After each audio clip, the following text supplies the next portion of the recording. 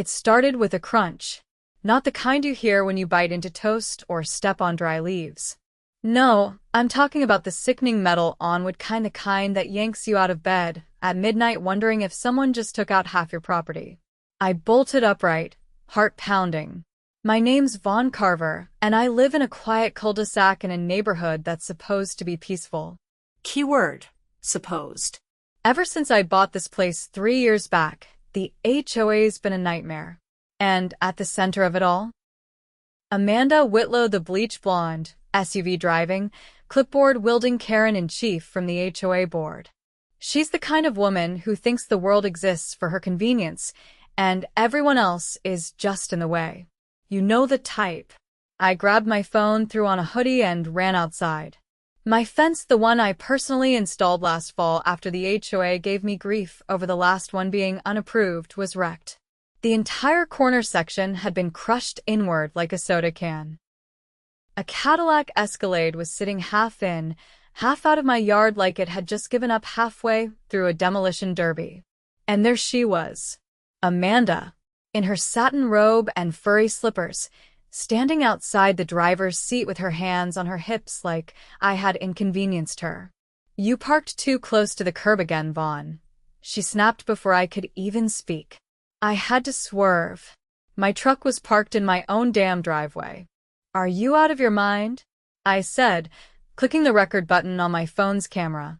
I made sure to get the damage, the car, and her face. "You just drove into my fence. That's private property." She rolled her eyes. "It's HOA common fencing, technically. So it falls under shared maintenance." Wrong. That fence was approved last October. I paid out of pocket, submitted the paperwork, and your board signed off on it. She scoffed like that was irrelevant. "Well, I'll bring it up at the next board meeting. But you might want to make sure your structures aren't in the way of traffic. Cul-de-sacs can be tight." I swear, if the woman had a villain theme song, it would have been playing in that moment. "Don't go anywhere," I said, stepping back. "I'm calling the cops." That got her attention. Her eyes narrowed, but she didn't protest, just muttered something about overreacting and checked her nails. I knew her type. Entitled, vindictive, and way too comfortable thinking the rules didn't apply to her. But this time, I had her on camera. And I wasn't letting it slide. By the time the officer showed up, Officer Hendricks, a guy I'd seen around the neighborhood a few times, Amanda had switched into full victim mode. "She startled me," she said, pointing at me like I'd attacked her. He jumped out of the shadows, yelling. I could have had a heart attack. I kept the camera rolling the whole time. "Officer, check the footage." She drove straight into my fence. Said it was common property. Amanda's expression twisted when Hendricks watched the video. Her tone shifted quick. "Well, I might have clipped it. But he's always parking too close to the curb. It's been a problem for months. I've filed complaints with the HOA." Hendricks raised an eyebrow. "Your vehicle's 10 feet into his yard. That's not a clip. That's a crash." "Then maybe he should have built a sturdier fence," she shot back, arms crossed. I could see Hendricks trying real hard not to roll his eyes. "Ma'am, have you been drinking tonight?" "No," she snapped. Then paused. "Just 1 glass of wine. With dinner." She said it like it was supposed to excuse everything. "All right. We'll need to file a report. You'll have to move your vehicle once we're done documenting." She didn't like that. But what she hated even more was when Hendricks turned to me and said, "You're within your rights to press charges, Mr. Carver." Property damage like this, especially after midnight, could be considered criminal mischief, possibly even reckless driving if we can prove negligence. Amanda's jaw dropped. "Are you serious? You're taking his side?" "It's not about sides. It's about the law," Hendricks said. She stormed off to the sidewalk, calling someone on her phone, probably her friend on the HOA board. But I wasn't worried. I had the footage, and I knew exactly what I was going to do. The next morning, I printed every frame of the video, time-stamped and labeled, and dropped by the local precinct to file an official report. I also sent copies to my lawyer buddy, Terrence, who owed me a favor from back when I helped him renovate his kitchen. She admitted it on video, Terrence said after watching the clip. This isn't just a HOA disagreement. This is textbook felony property damage, Vaughn. Especially since she tried to gaslight you and claim it was common property. I'm going all the way with this, I told him. She's been harassing me since I moved in. Petty fines, bogus citations, threats about my lawn height. I'm done. That same afternoon, a notice went up on the HOA bulletin board by the clubhouse. Emergency board meeting. Wednesday at 6 p.m. My gut told me Amanda was trying to spin this before it got out of hand. Too late. I spent that week gathering every letter, citation, and email she'd sent me. I pulled footage from my security cameras showing her walking across my yard without permission, peering through my windows, and even once snapping a photo of my recycling bin because apparently my soda cans weren't properly rinsed. The woman was obsessed. And now, she'd finally gone too far. When Wednesday rolled around, I walked into that board meeting with a folder thick enough to choke a horse and a USB drive full of footage. The room was packed. Amanda had clearly invited her little clique, but other neighbors had shown up too. Word had gotten around. Amanda opened the meeting like she was hosting a tea party. Let's keep things civil, everyone. We had a minor incident this weekend. Minor? I cut in, holding up a photo of my destroyed fence. You rammed a $3,000 fence with your car and tried to blame it on me. Gasps rippled through the room. Amanda's smile cracked. That's not what happened, she said quickly. And I'd appreciate it if you didn't turn this meeting into a personal attack. I dropped the USB drive onto the table in front of the board chair. Play the footage. Every neighbor here deserves to see what their HOA president gets up to after midnight. And when that screen lit up with her voice saying, well, I'll bring it up at the next board meeting, you could feel the shift in the room. Eyes narrowed. Whispers started. Amanda stood up fast. That video is taken out of context. I was under stress. Context doesn't matter when you admit guilt, I said. And by the way, the police have it too. I've filed charges. You're being investigated for felony property damage and trespassing. You could have heard a pin drop. The board chair leaned back in her seat, clearly stunned. Amanda, is this true? Amanda opened her mouth, but nothing came out. I crossed my arms. Reckless driving. Destruction of private property. Abuse of HOA authority. And I've got more. I've been documenting every citation she's issued me without board approval. Every time she stepped onto my property without permission. I'm not just pressing charges. I'm pushing for a full audit of this HOA. Amanda's face went pale, but I wasn't done. She thinks she's untouchable because she holds a title. But that ends now. The meeting unraveled faster than Amanda could slap on another coat of lip gloss. The board chair, a soft-spoken retired teacher named Darlene, tapped her pen against her notepad and cleared her throat. I think we need to move into executive session. Some serious allegations have been brought forward, and we need to review the materials Mr. Carver has submitted. Amanda didn't sit down. She just stood there, frozen, like someone had yanked the plug on her mental hard drive. She tried to speak again, but all that came out was a shallow breath and the sound of her jewelry clinking as she crossed her arms. I didn't wait to be dismissed. I gathered my folder, nodded to a few neighbors who gave me subtle thumbs-ups, and stepped out into the cool evening.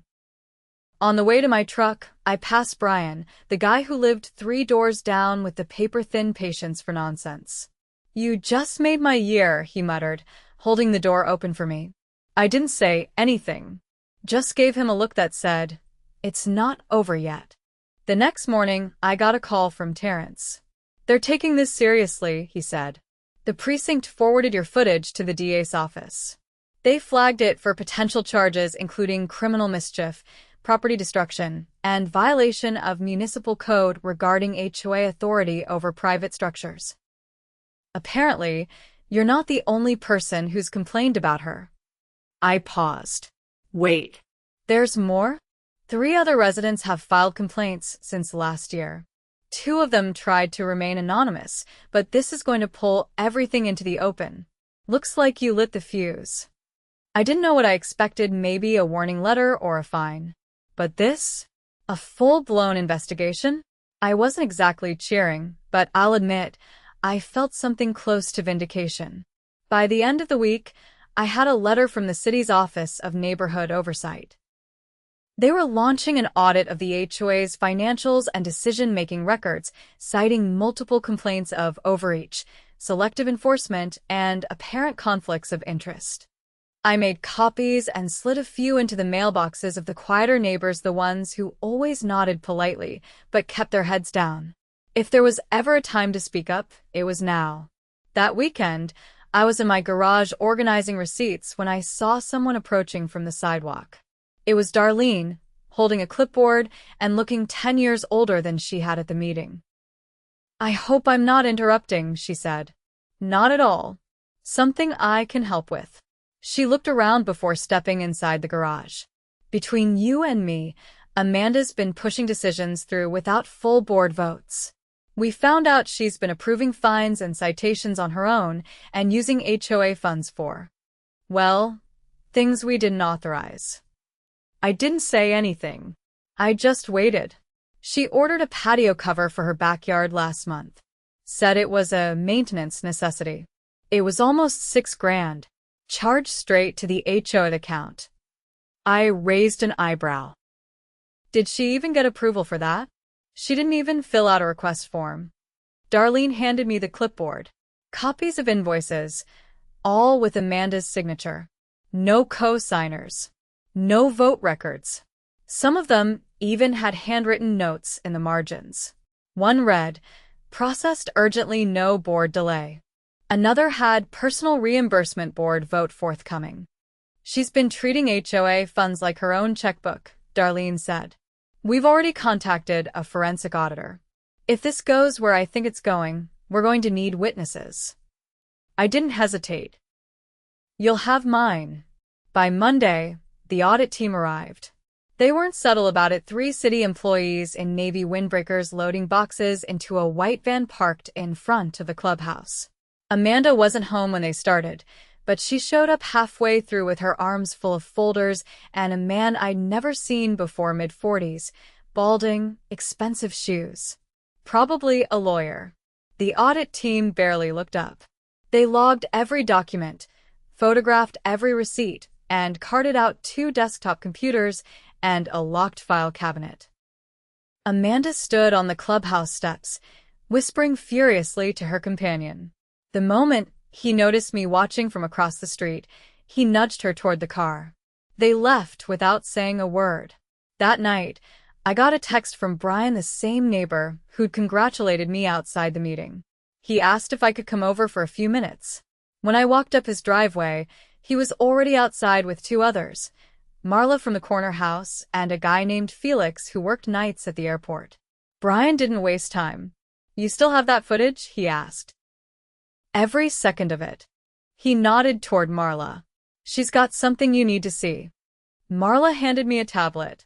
On the screen was a short video, grainy, clearly from a security cam, but unmistakable. It showed Amanda walking past Marla's porch late at night, holding a stack of envelopes. She opened Marla's mailbox, slipped something inside, and moved on. What am I looking at? 3 days after I complained about her slapping me with a fine for unauthorized holiday lighting, I got a letter saying I owed $200 to the HOA.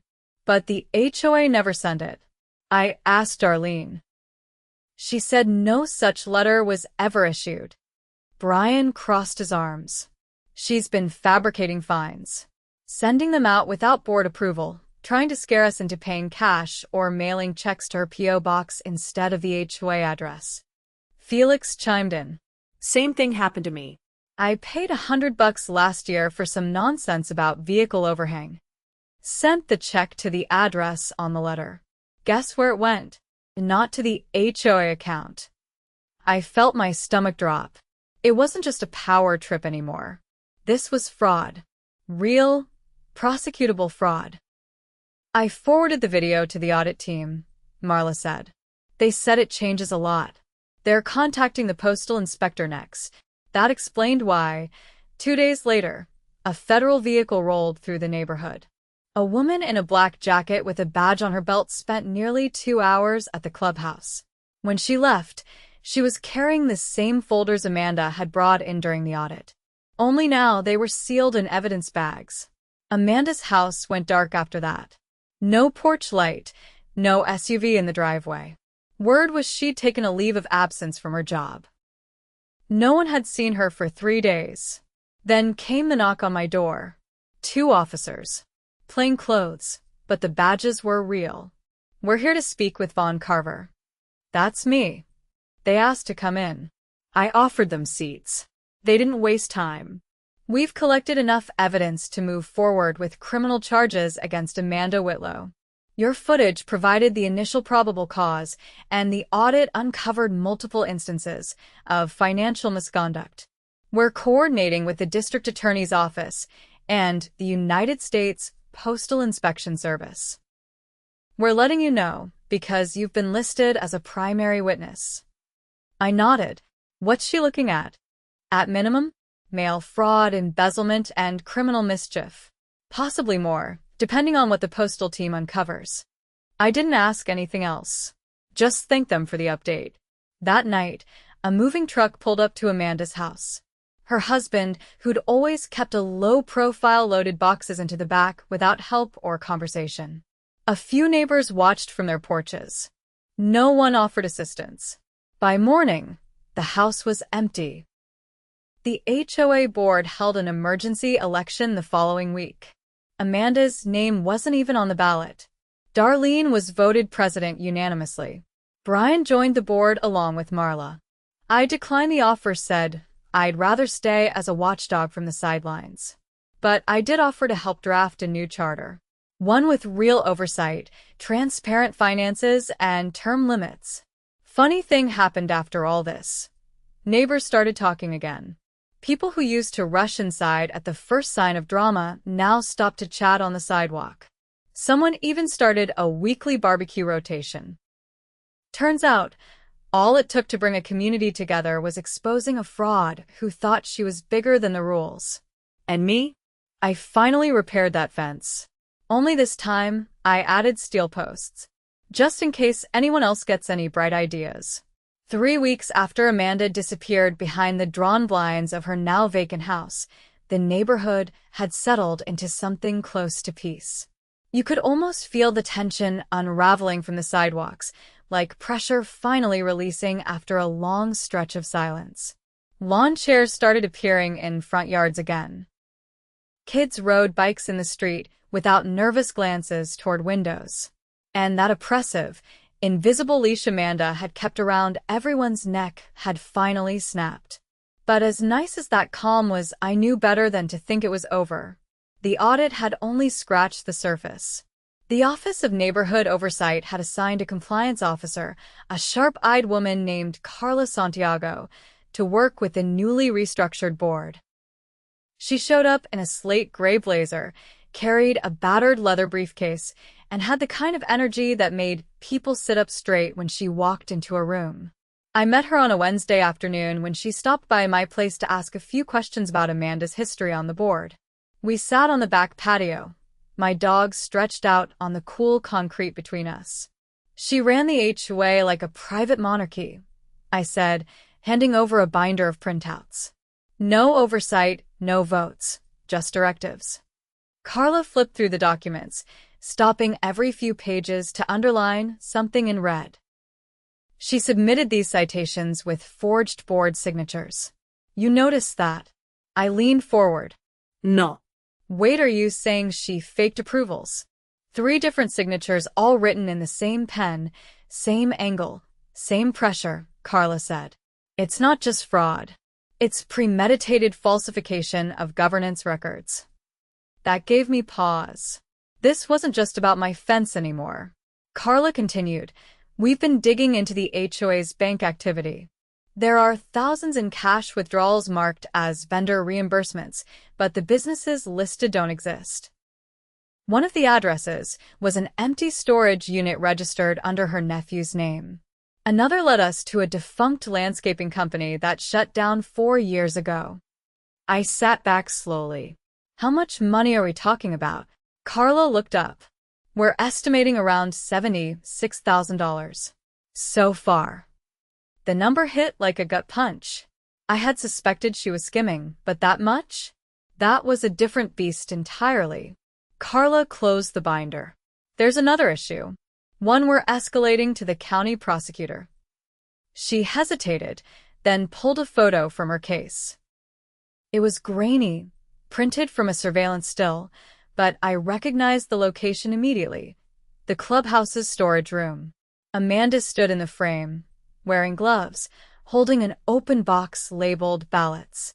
She tampered with at least 2 election cycles, Carla said. We're confirming that she discarded ballots and replaced them with duplicates. She used HOA funds to print new ones. That's voter fraud under state law. I didn't even know how to respond. Voter fraud in a neighborhood election? It sounded ridiculous until you remembered how much control those elections gave her: control over fines, bylaws, even access to discretionary funds. What happens now? I asked. Carla packed away her materials. We're referring everything to the district attorney's white-collar crimes division. The postal inspection case is moving along too. If the charges stick, she's looking at federal prison time, not just county. I watched her walk back to her car, the weight of it all sinking in. Amanda hadn't just spent the rules. She'd shattered them, then buried the pieces under a pile of fake invoices and rigged elections. That weekend, the board held its first open forum since the audit began. They set up folding chairs on the clubhouse lawn and passed out printed summaries of the investigation. No one complained. No one asked why. People just showed up. Over 40 residents, some with notebooks in hand, others just needing to hear confirmation that the nightmare was being dismantled piece by piece. Marla took the mic first. We're implementing a full transparency policy. All financial reports will be published monthly. No more executive-only decisions. If you live here, you see everything. Next was Brian. We're also changing how elections work. No more paper ballots. We're moving to a secure third-party voting system. If you're eligible to vote, you'll get a unique access code and a digital receipt when your vote is counted. The crowd murmured in approval. For the first time in recent memory, the HOA felt like it belonged to the residents again. I kept to the back, hands in my pockets, letting the others take the spotlight. But Darlene spotted me and waved me forward. I shook my head. She walked over anyway. They're calling you the guy who cracked the dam, she said quietly. I didn't do it alone. No, but you were the first one who didn't back down. She paused. We found something else. Something we didn't want to believe at first. She handed me a photocopy of a maintenance request form. Amanda's signature sat neatly at the bottom, next to a line item that read, Security Camera Removal Southeast Gate. She paid to have 2 of the community surveillance cameras taken down last summer, Darlene said. Said they were interfering with the landscaping. But they were the only 2 aimed at the gate next to her street. Let me guess, I said. That's where the vendor deliveries were coming in.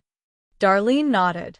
We pulled GPS records from the security contractor's maintenance logs. She timed the removals with deliveries from those fake vendors. No footage meant no questions. The pieces were lining up too cleanly now. The missing funds, the phantom vendors, the lack of oversight, it was all part of a broader operation. Amanda hadn't just abused her position. She'd built a machine to protect it.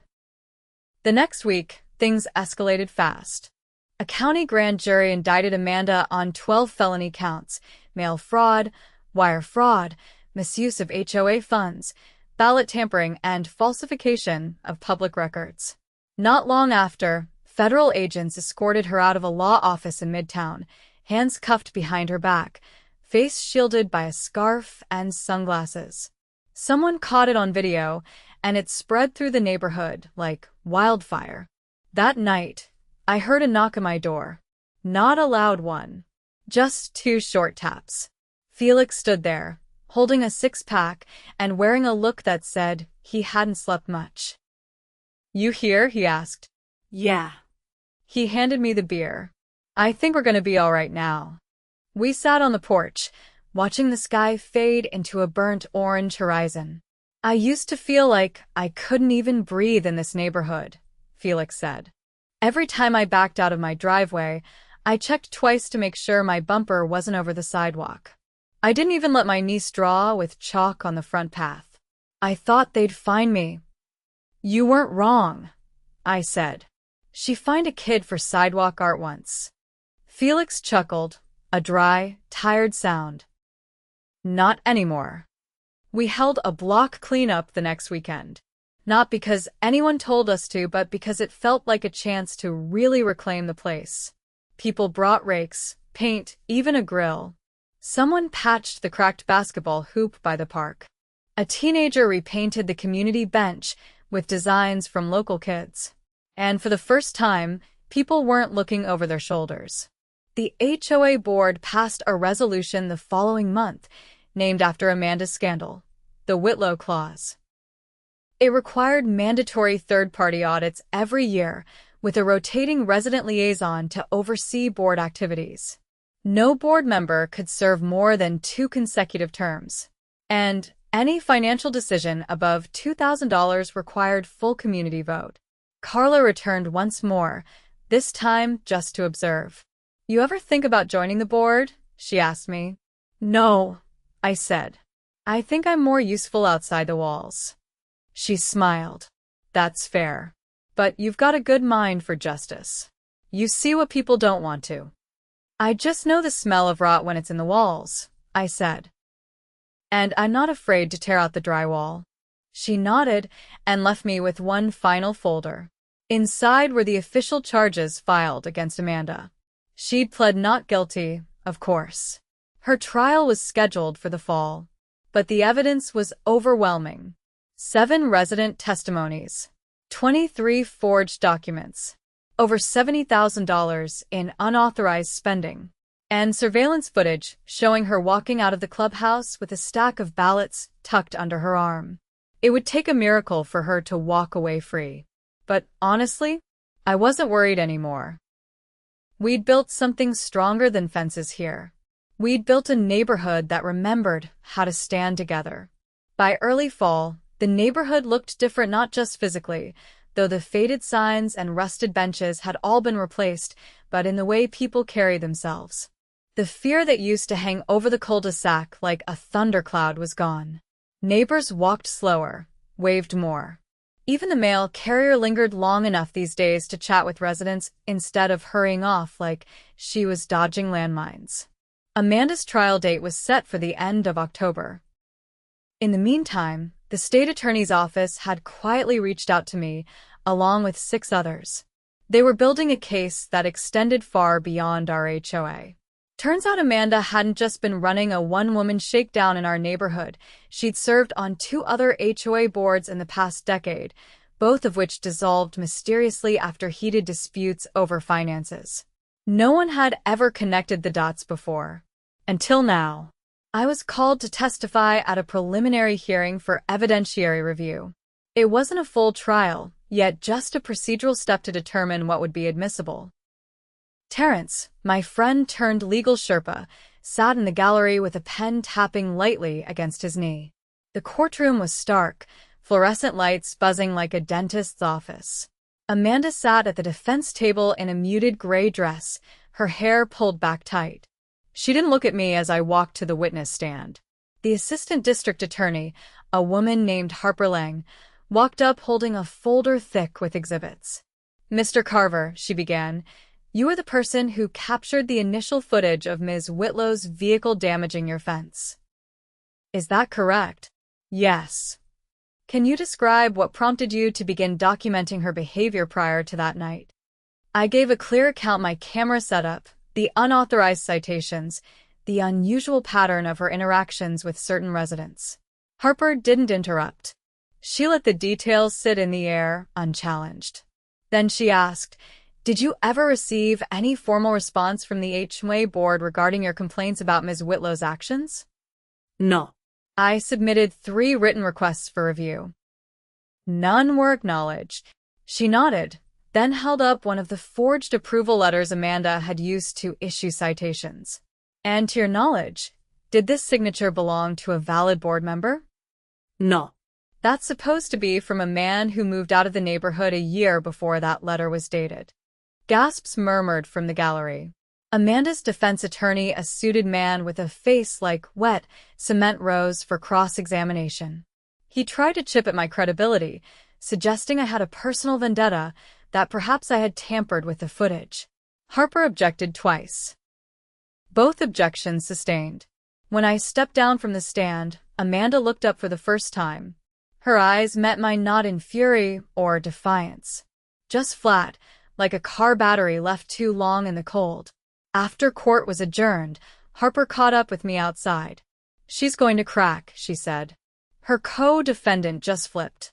"I didn't know she had won." Harper elaborated. "Her nephew, the one whose name was on the shell accounts. He's cooperating. Gave us everything. Emails, bank records, even a voice memo where she instructs him to bury the invoices under seasonal maintenance." I let out a low breath. "What's the timeline look like?" "Jury trial in 6 weeks, unless she takes a deal before then." "We're not offering much. She's got decades of manipulation behind her.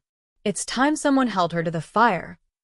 Back in the neighborhood, the board had appointed a community liaison team, 2 residents unaffiliated with HOA politics who would monitor board decisions and facilitate transparency. I didn't volunteer, but I agreed to consult when asked.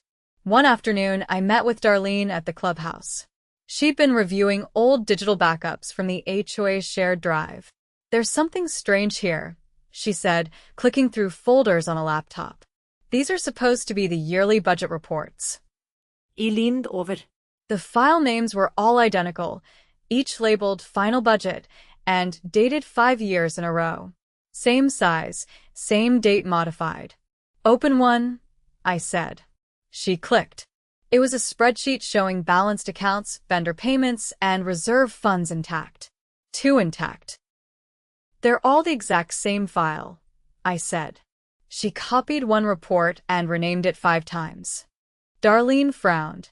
She never filed real budgets. No updates. No new bids. Just recycled the same numbers. We submitted the findings to the audit team. They confirmed it. Amanda had been using a duplicated template to fake compliance. No actual tracking had occurred in at least 4 years. That added another charge: falsification of financial records under state housing law. The final blow came 2 weeks before trial, when the county clerk's office found a handwritten ledger buried in a discarded storage box from the clubhouse. It contained a list of off-the-books payments residents Amanda had pressured into making cash donations to avoid citations or expedite approvals. Some had paid hundreds. One entry was circled in red: Carver declined. Escalate. It was the only one on the list that had a note beside it. When Harper reviewed the ledger, she asked me to submit it personally as part of the trial's opening day. I agreed. The courtroom was packed by the time the trial began. Local reporters lined the back wall. A few former residents of Amanda's previous neighborhoods had shown up too, some with folders in hand, hoping to add their voices to the growing mound of evidence. Amanda took a plea deal on the second day. Her lawyer requested a recess after Harper introduced the ledger. When court resumed, Amanda stood, hands clasped, and entered a guilty plea to 9 of the 12 charges. The judge accepted the deal with conditions. Amanda would serve a minimum of 3 years in state prison, followed by 5 years probation. She was ordered to pay restitution to the HOA and to all residents who had been wrongfully fined. Her assets, including the Escalade, were to be liquidated to cover the financial penalties. After the final gavel hit, I walked out of the courthouse into a cool wind that cut through my jacket. Terrence caught up with me on the steps. You realize this is going to be a case study, right? What do you mean? State housing laws are already reviewing oversight procedures. There's talk about mandatory audits being required for all HOAs. I glanced back at the building, all because someone didn't want to pay for their own patio cover. He laughed. It's always the little things. Back home, I found a letter in my mailbox, no return address, just my name written in tight, careful script. Inside was a single typed sentence on plain paper. You are the first person who didn't let her win. I didn't recognize the handwriting. Maybe I never would. But it didn't matter. The point wasn't who sent it. It was that someone had noticed. The neighborhood moved on. The board held elections again in January, this time with full transparency and third-party monitoring. New residents moved in. The clubhouse was repainted. The bench near the park now bore a plaque that read, "For the ones who spoke up." I kept the security cameras up, but I didn't check them as often. Not because I was careless, just because, for the first time in a long time, I wasn't waiting for the next disaster. Amanda would be gone for years. Her house was sold at auction. The new owners planted a dogwood tree in the front yard. And my fence? Still standing. Steel posts, reinforced panels, and a line of solar lights that glowed soft blue at night. Not just a barrier anymore. A reminder.